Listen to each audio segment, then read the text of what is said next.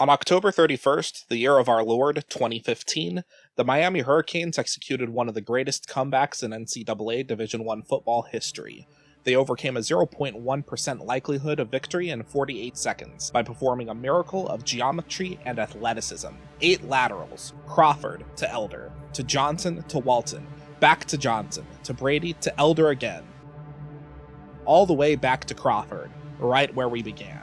A few defenders are felled by this newly formed convoy, while Elder himself dodges the last. And just like that, the insurmountable is surmounted.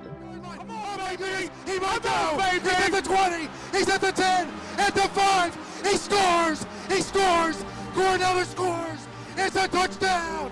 It's a touchdown! It's a miracle in Durham, North Carolina! Only one problem.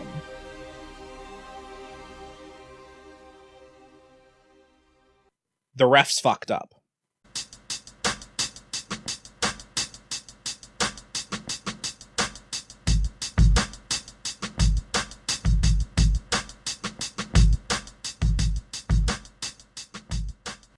Rule 4, Section 1, Article 3b of the NCAA Football Rulebook.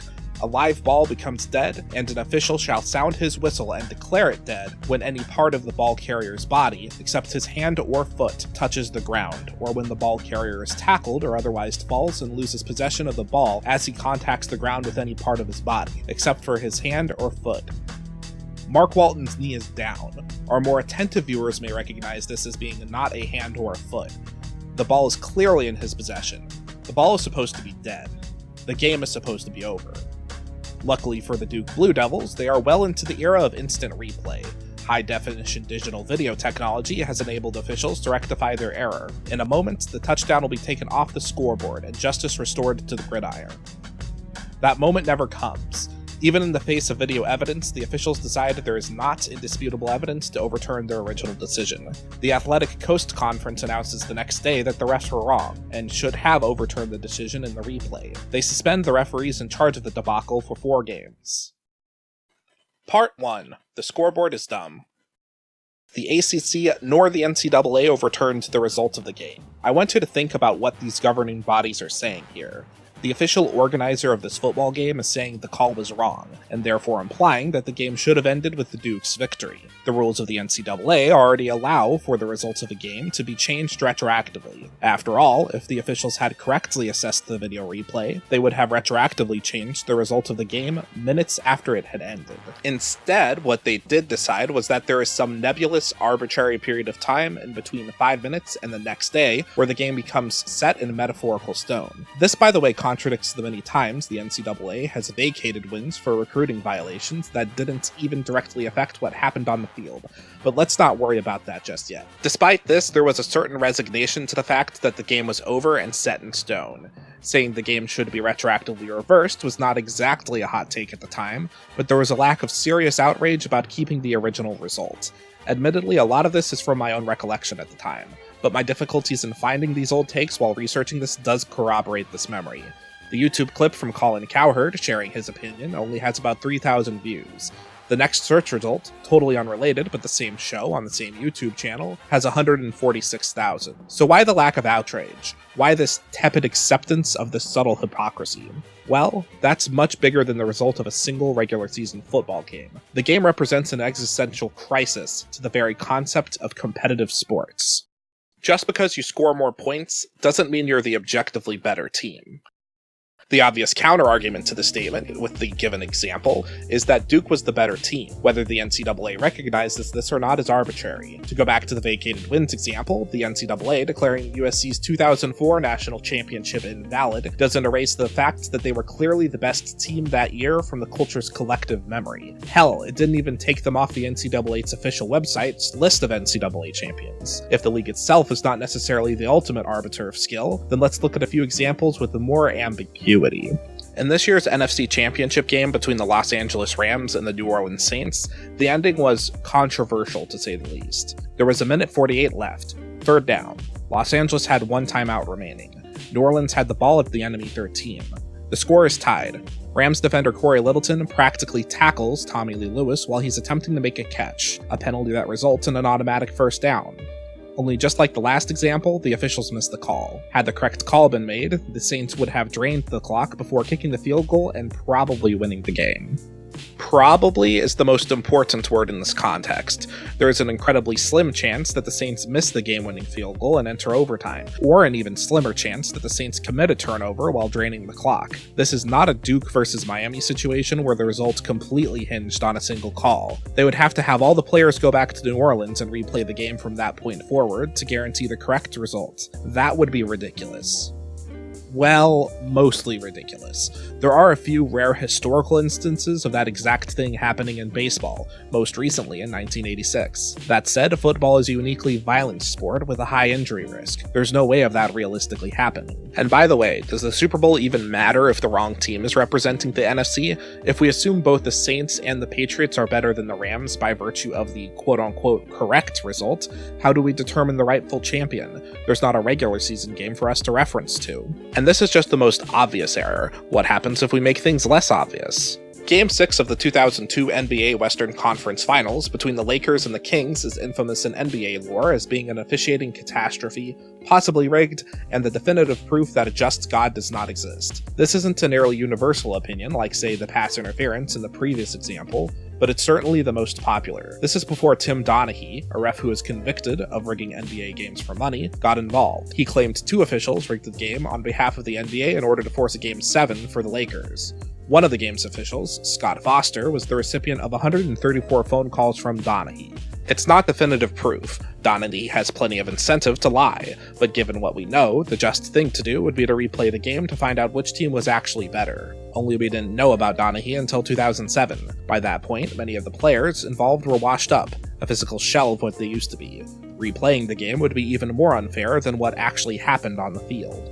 But so far, all the examples I've listed were caused by officiating. The error of human officials is not a problem with the inherent nature of the sports in question. So let's look at something the officials had nothing to do with. In the 2017 Western Conference Finals, deciding Game 7 between the Golden State Warriors and the Houston Rockets, the Rockets missed 27 three-point shots in a row. The odds of achieving this are 1 in 118,757. My more attentive viewers may recognize this as being quite unlikely. The final score of this game was 101-92. If the Rockets had hit at least 4 of these shots, they would have won. Put in another, really oversimplified way, if we assume every outcome, from 0 to 27 made threes during the stretch, is equally likely, Houston had a roughly 86% chance of winning the game, a 3.5% chance of taking the game into overtime, and a 10.5% chance to lose. This assumes everything else happens exactly the same, which of course it almost certainly doesn't. This also ignores that Houston's second best player, Chris Paul, was hurt for the last 2 games of the series, when Houston led the series 3-2. One could reasonably assume they win Game 7 with a healthy Chris Paul, but that ignores that key Golden State role player, Andre Iguodala, was hurt for the entire series. One could assume Golden State never finds itself in that deficit with a healthy Iguodala. So as we can see, these problems of the quote-unquote correct winner arise before we even approach the abstract. The lucky bounce a fumbled football may take to either roll out of bounds or into a defender's chest to take the other way for 6. It is before we consider the stock we put into a postseason to begin with. After all, an NBA regular season of 82 games or an MLB season of 162 games is much larger sample size to determine a team's quality than a 5 or 7 game sample size against a single opponent. If the underdog wins the big game, does that mean the team with the great record was secretly bad the whole time, or does it mean the wrong team won? What happens if, say, the lesser team just happened to match up really well against the better team with the otherwise inferior record? And so we can conclude that sports are a complete waste of time and anyone who watches them is dumb and should feel bad. Thanks for watching.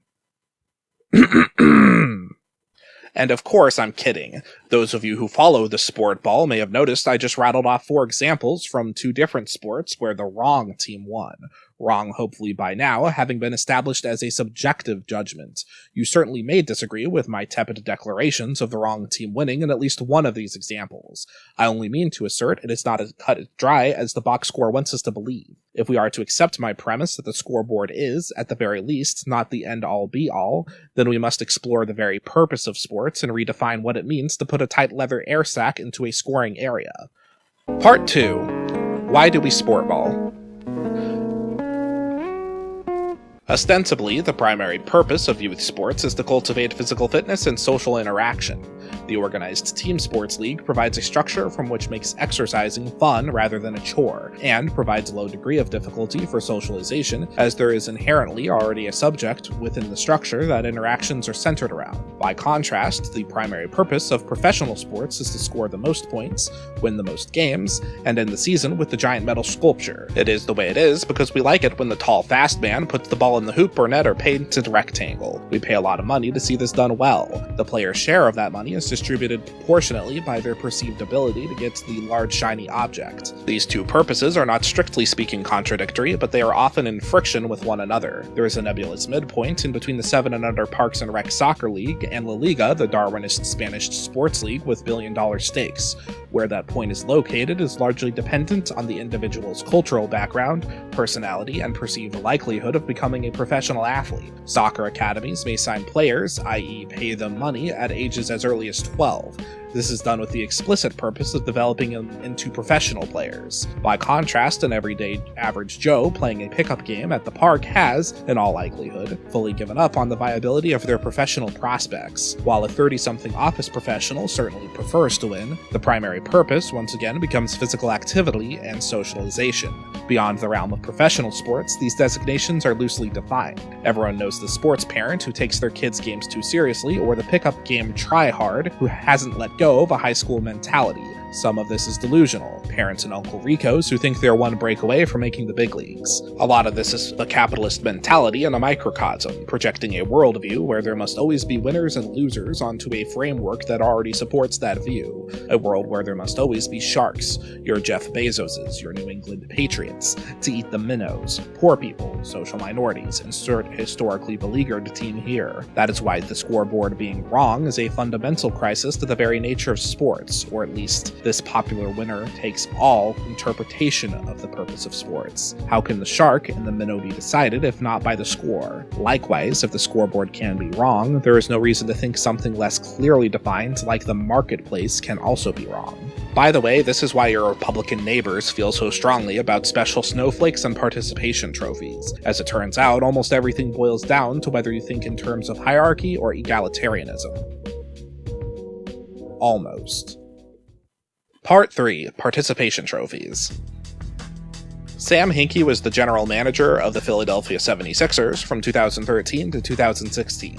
In the course of 4 years, he managed to break the very concept of effort and trying.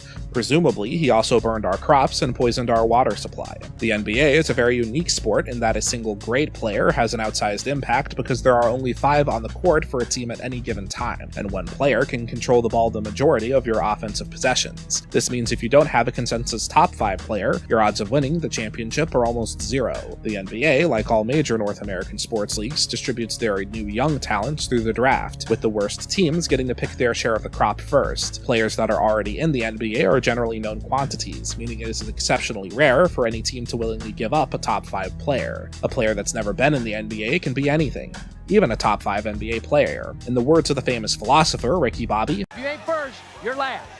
Sam Hinkie realized the easiest way to acquire a top 5 player was not through trade or free agency, but by lucking into one through the draft. So he decided the Philadelphia 76ers would suck, on purpose. So much so, in fact, that he'd give up his good players to get more NBA draft picks, more chances at a top 5 player, losing on purpose in the present to win in the future. It's completely antithetical to the very spirit of competition, and as one might imagine, a difficult sell to the fans. Hinkie dubbed this intentional losing the process, which in the long run was a wildly successful branding effort to get hardcore fans on board. That said, the organization was only willing to tolerate it for so long, and Hinkie was forced out just as his team was beginning to turn the corner. The process has not been replicated in its audacity and boldness, but its influence has been felt across the league. Following the process's basic principles, losing for a chance at a top 5 player has become the de facto standard method of building an NBA team, to the point the tanking epidemic has become a very real thing.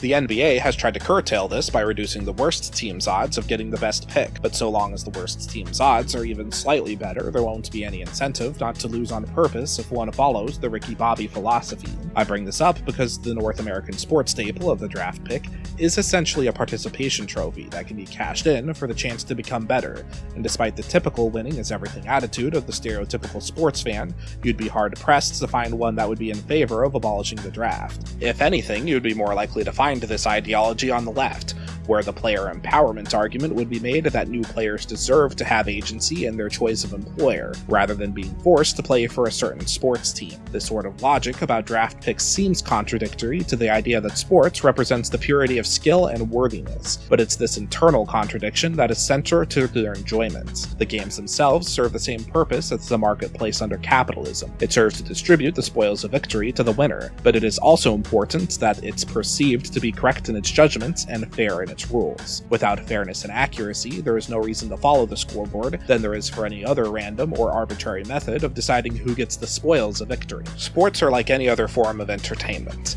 Like art, their enjoyment requires the suspension of disbelief. Part 4. Sports is art. What if we ignore competition? What if we ignore skill? That's not to suggest these things don't matter. In A Song of Ice and Fire, for example, who sits on the Iron Throne and who lives and dies in the process is important, but to reduce a masterstroke of intricate plotting, world building, character development, growth, and a deep sense of shared empathy to something as simple as who wins and who loses is diminishing the brilliant emotional resonance and craft behind a brilliant story. We ultimately don't care about the ball going through the hoop, but the process of skill and athleticism that was required to overcome an equally athletic and skilled opponent attempting to prevent that result. Michael Jordan is the most popular pick for greatest basketball player of all time, and we have to ask ourselves, why is that? Kareem Abdul-Jabbar scored more points. Bill Russell won more championships. As a star, Jordan hardly shined the brightest. His peak brilliance pales in comparison to Wilt Chamberlain, who once scored 100 points in a single game. To understand why people feel this way, we have to view basketball through the lens of story.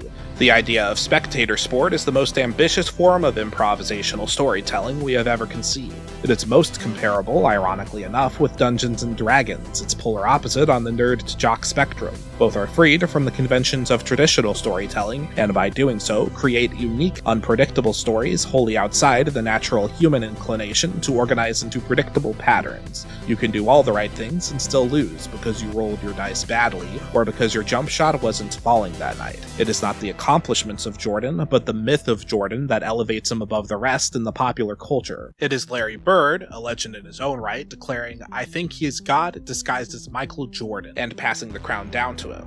It is overcoming adversity again and again and again, and most of all, it is the endless tale of a man who had a fanatical, probably unhealthy obsession with winning. It is his shoe, his logo, that has become synonymous with this greatness in the pop culture. Did you notice the last one had nothing to do with the game of basketball? That is the final and most essential component to the irreplaceable artistic expression of sports. The storytelling of sports is driven more than any other medium by meta-narrative, the real-life story behind the story on stage. A heavy emphasis on a meta-narrative is not completely unheard of in traditional storytelling, the best example of this being the Disney-produced Star Wars films, a story about the new generation inheriting the legends of the past told by a new storytelling team inheriting the legendary movies of the past. But sports are unique in that the emotional payoff is driven primarily by the meta-narrative. Just like any other piece of art, sports tell a story of the human condition. It is through the cocktail of improv and meta-narrative that resonates in ways other mediums cannot. It tells the stories of heroes and villains who are redeemed and become heroes once more. It can tell the story of the resilience of the human spirit, overcoming the limits of a deteriorating, aging body and the psychological torment of mass media. It can tell the story of never giving up in the face of overwhelming odds. It can tell the story of a dynasty rising and a dynasty falling. It can tell the story of fighting against the corrupt system of the military-industrial complex. Or it can tell the story of defeating the pseudo-scientific ideology of a fascist racial pseudoscience. Sports can be all those things and more, because sports is art.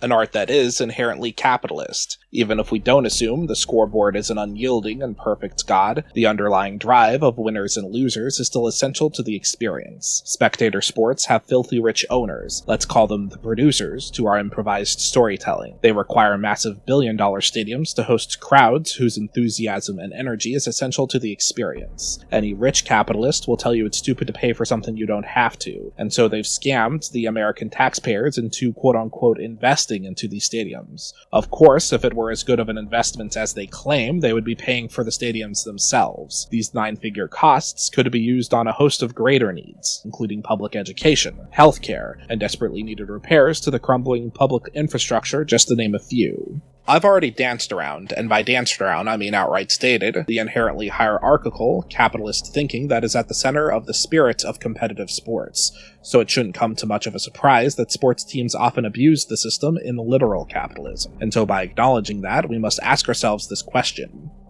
are sports inherently evil?